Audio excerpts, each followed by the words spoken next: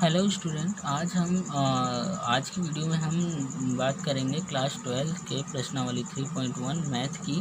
और lecture number जो होगा वो 2 होगा। इसके पहले मैंने एक वीडियो बना रखी है जिसमें आपको समझाया है फर्स्ट क्वेश्चन को। इसमें हम सेकंड क्वेश्चन को सॉल्व करेंगे। यहाँ पर जो सेकंड क्वेश्चन है, चलिए यहाँ पर इसको सॉल्व करते हैं। तो जैसे कि यहाँ पर दे रखा है, यदि किसी अवयव में 24 अवयव हैं तो इसकी संभव कोटि क्या होगी। यदि इसमें 13 अवयव हैं तो कोटि क्या होगी। तो हमें यहाँ पर एक 24 अवयव वाली एक मैट्रिक्स दे रखी है जिसमें हमें कोटि निकालना है, उसकी कोटि क्या होगी। तो जैसे कल आपको मैंने बताया था कि मैट्रिक्स होती क्या है, तो चलिए एक बार फिर से इसे हम आपको बता देते हैं। यहाँ पर ये जो मैट्रिक्स होती है कुछ इस तरह दिखती है कि यहाँ पर कुछ नंबर्स होते हैं, जैसे कि हम ले लेते हैं 1 2 3 और 4। तो यहाँ पर अब देखो कोटि किसे कहते हैं, समझिएगा ध्यान से। जैसे कि ये है, ये क्या होता है, ये रो होता है और ये भी रो है, ये कॉलम है। मैं पहली वाली वीडियो में बता चुका हूँ रो किसे कहते हैं, कॉलम किसे कहते हैं। ये रो है, ये कॉलम है, और ये रो है, ये कॉलम है। तो इसमें कोटि किसे कहते हैं, जितने भी रो हैं उसमें उनकी संख्या और क्रॉस जितने कॉलम हैं उनकी संख्या। जैसे कि इसमें रो 2 हैं और कॉलम भी 2 हैं, 1 2 कॉलम और 2 रो। तो यहाँ पर क्या करते हैं, पहले रो को लिखते हैं फिर कॉलम को लिखते हैं। जो इसकी कोटि होगी पहले उसमें रो को लिखेंगे फिर कॉलम को लिखेंगे। तो अब इसी प्रकार हमें जो यहाँ पर एक अवयव यानी कि मैट्रिक्स जो दे रखी है वो 24 अवयव वाली है, जिसके अंदर 24 अवयव हैं। तो उनकी कोटि संभव कोटि बताना है। तब इसको हम बताने के लिए सबसे पहले इसको सॉल्व करते हैं। तो जो उसकी पहली कोटि हो सकती है, क्या हो सकती है, या तो उसमें 2 रो होंगे और 12 कॉलम होंगे, या तो उसमें 3 रो होंगे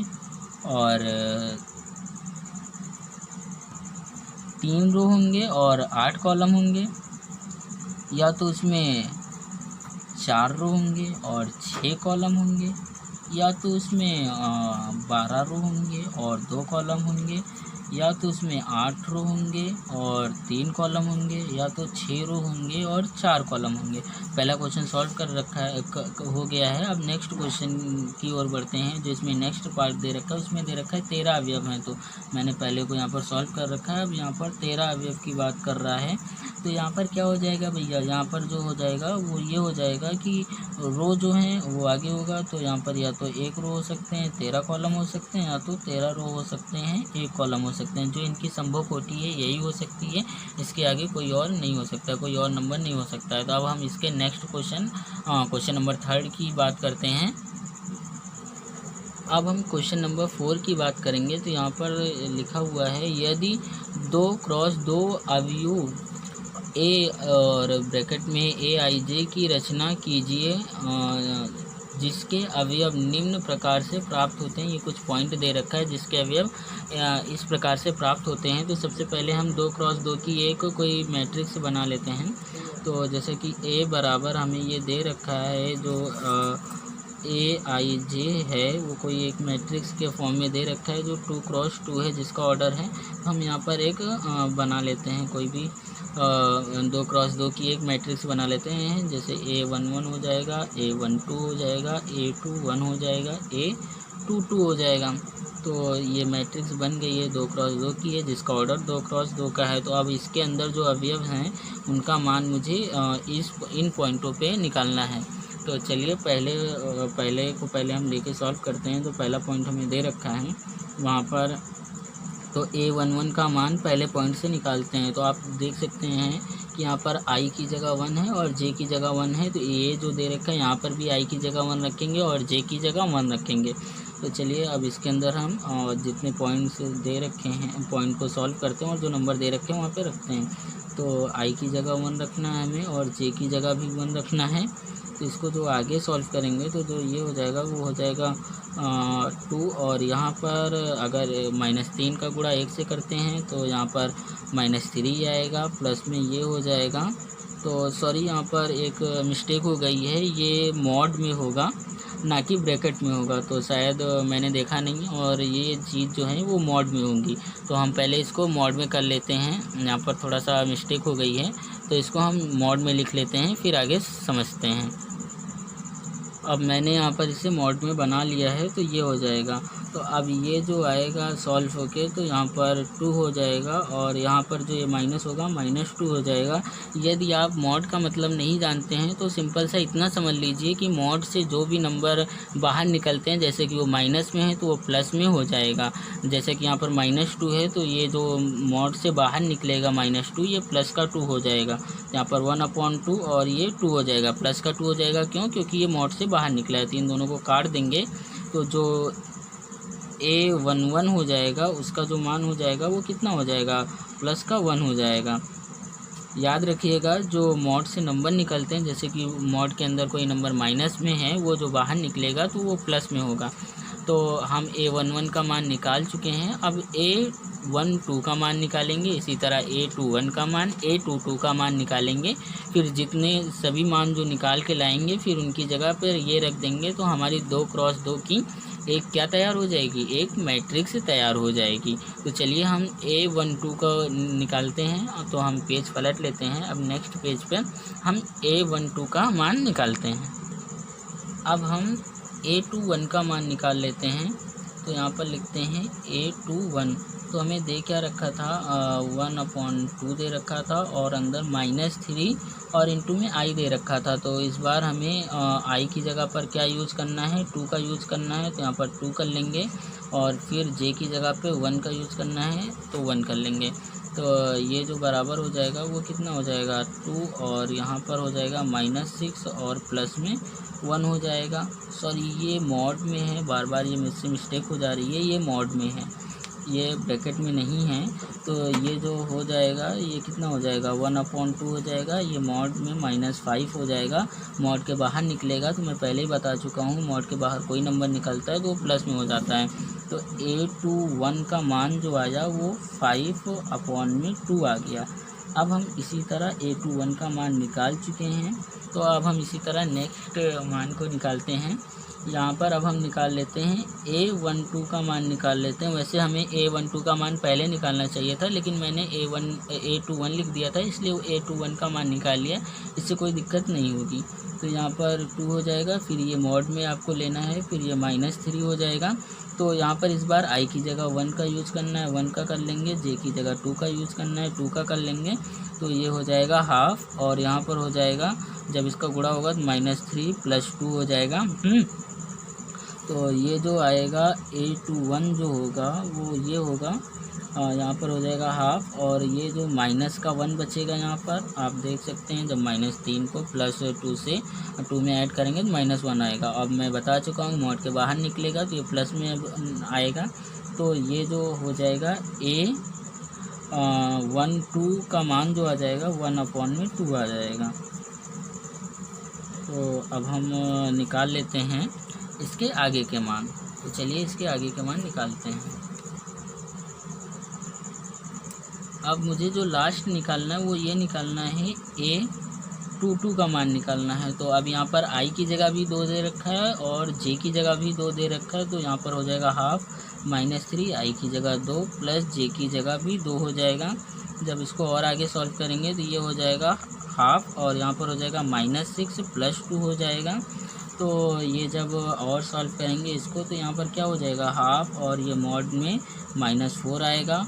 जब ये मॉड से बाहर निकलेगा तो मैं बता चुका हूँ ये प्लस में निकलेगा। तो यहाँ पर हो जाएगा हाफ और यहाँ पर हो जाएगा इंटू प्लस का 4 हो जाएगा। जब ये कटेगा तो A22 जो आ गया वो आ गया प्लस का 2।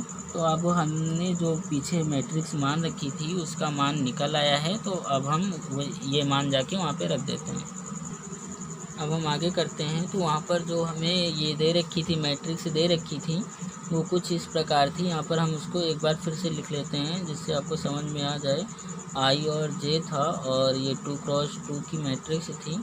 तो यहाँ पर जो हमने नंबर निकाले थे A11 निकाला था और A12 था और A21 था, A22 था।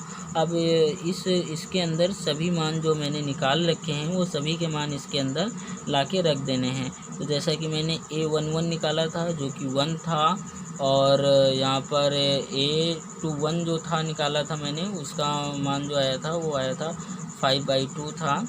और 5/2 था, और जो था A12 जो था वो ये था कि 1/2 था, और A22 जो था वो 2 था। तो जो 2x2 की हमें मैट्रिक्स दे रखी थी वो ये दे रखी थी। अब इसका हम नेक्स्ट पार्ट को सॉल्व करते हैं। अब इसको हम सॉल्व करेंगे तो पहले हम वो वाली मैट्रिक्स जो थी यहाँ पर लिख लेते हैं, जिससे आपको समझ में आए, वरना आप भूल चुके होंगे। तो यहाँ पर लिख लेते हैं। जो मैंने लिखा था वो था A11 था, और A12 था, A21 था, और A22 था, जो कि 2x2 की थी। और यहाँ पर बराबर था किसके, A बराबर था ब्रैकेट में AIJ के, और ये जो थी 2x2 की थी, कुछ ऐसी दे रखी थी। तो अब हम A11 का मान यहाँ से निकालेंगे। तो यहाँ पर सेम वही करेंगे, I की जगह 1, J की जगह 1। तो यहाँ पर भी I की जगह 1 लिख देंगे, J की जगह 1 लिख देंगे, जो ये आ जाएगा वो 1 हो जाएगा। अब नेक्स्ट हम निकालेंगे A12 का मान निकालेंगे। तो I की जगह मुझे क्या रखना है, 1 रखना है, J की जगह 2 रखना है। ये जो आ जाएगा इसका मान ये आ जाएगा। अब हम यहीं बगल में निकाल लेते हैं A21 का मान। तो ये जो हो जाएगा वो ये हो जाएगा, I की जगह इस बार 2 रखना है, J की जगह 1 रखना है। ये जो हो जाएगा वो 2 हो जाएगा। मतलब A21 का जो मान आ जाएगा वो आ जाएगा 2 आ जाएगा। तो अब हम इसका आगे करते हैं थोड़ा। तो यहाँ पर अब निकालेंगे हम A22 का मान निकाल लेते हैं। A22 का मान निकाल लेते हैं। तो ये हो जाएगा A22 का मान, मतलब I की जगह भी 2 रखना है और J की जगह भी 2 रखना है। ये जो हो जाएगा 1 हो जाएगा, मतलब A22 का मान 1 आ गया। तो अब हम इस मान को उठा के सभी को, जैसे कि A11 का, A12 का, A21 का, सभी A22 का उठा के मान जो है इस मैट्रिक्स के अंदर रख देंगे। तो चलिए हम रख देते हैं। तो ये जो हमें मैट्रिक्स यहाँ पर प्राप्त हो जाएगी वो यहाँ पर लिख देते हैं हम AIJ। और ये जो थी 2x2 की मैट्रिक्स जो हमें प्राप्त हुई, जैसा कि मैंने A11 का मान जो निकाला है वो 1 निकाला है, A21 का मान 1/2 आया है, और A21 का मान 2 आया है, और A22 का मान 1 आया है। तो मेरा ये वाला क्वेश्चन जो था ये सॉल्व हो चुका है। अब हम नेक्स्ट क्वेश्चन की बात करेंगे। अब चलिए बढ़ते हैं नेक्स्ट क्वेश्चन की ओर। इस बार जो हमें क्वेश्चन दे रखा है वो ये दे रखा है कि एक 3x4 अवयव की रचना कीजिए जिसके अवयव निम्न प्रकार से प्राप्त होते हैं। तो 2 दे रखा है, 2 पॉइंट, जिसमें से हम आपको 1 पॉइंट कराएंगे। जो ये मॉड वाला है ये आपको थोड़ा सा टफ लग सकता है, और इसके पहले जो मैंने कराया था उसमें 3 पॉइंट दे रखे थे, जिसमें मैंने 2 पॉइंट को सॉल्व किया था। और उम्मीद करता हूँ कि 3rd पॉइंट आप खुद से सॉल्व कर लेंगे, क्योंकि वो भी सेम इसी तरह था। तो यहाँ पर भी हम एक ही पॉइंट को सॉल्व करेंगे, और सेकंड पॉइंट को आप खुद से सॉल्व करने की ट्राई करिएगा। वैसे हम डिस्क्रिप्शन बॉक्स में इसकी PDF दे देंगे, वहाँ से आप देख लीजिएगा। तो चलिए हम इसके फर्स्ट पॉइंट को सॉल्व करते हैं। यहाँ पर इस बार मुझे क्या करना है, एक 3x4 की मैट्रिक्स बना लेना है। 3x4 मैट्रिक्स मतलब जिसमें 3 रो हों और 4 कॉलम हों। तो हम एक ऐसी मैट्रिक्स बना लेंगे। तो यहाँ पर 3 रो वाली बनाना है, और कॉलम जो हैं वो 4 होने चाहिए। तो आपको मैंने बताया था जो सीधे होते हैं इस तरह वो होते हैं कॉलम, और जो इस तरह होते हैं वो रो होते हैं। तो चलिए पहले हम यहाँ पे नंबर लिख लेते हैं A11, A12 और